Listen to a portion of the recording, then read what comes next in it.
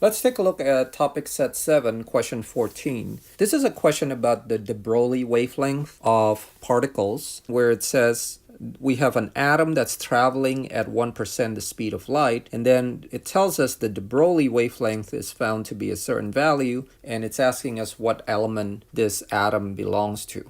Okay. Now, if you want to figure out the identity of the element, then the quantity that is the most useful for you to solve for would be molar mass. So the Broglie wavelength, remember, is the wavelength of a particle, not a wave. So you can calculate by taking Planck's constant divided by mass of the particle times its velocity. We were told that the velocity is 1% or 1/100th of the speed of light, which is 3 times 10 to the 8. So that means that the speed is 3 times 10 to the 6 meters per second. Okay. We were told the wavelength, so that allows us to rearrange the equation to solve for mass. And you can see why mass becomes important because eventually we want to convert that to molar mass. Okay, so let's do that here. Mass would be lambda de Broglie times velocity, and then we'll plug in some numbers here, or Planck's constant. And here I'm going to use, instead of joule second, which is the standard unit of Planck's constant, I'm going to convert that joule to kilogram meter square per second square, which remember is also the SI version of the unit joules. The lambda in this case is 3.31 times 10 to the minus 3 picometer. Picometer, of course, means 10 to the minus 12 meters, so I'm just going to write the whole thing and make it 10 to the minus 15 meters. And then the velocity is 3 times 10 to the 6 meter per second as we calculated earlier. You see in this case that allows me to cancel the seconds, both of these seconds squared. The meter square will cancel with 1 meter here and another meter here. So we're left with kilogram as our final unit, which is the unit of mass. And calculating that gives us 6.67 times 10 to the minus 26 kilogram. Now this is the mass of one atom,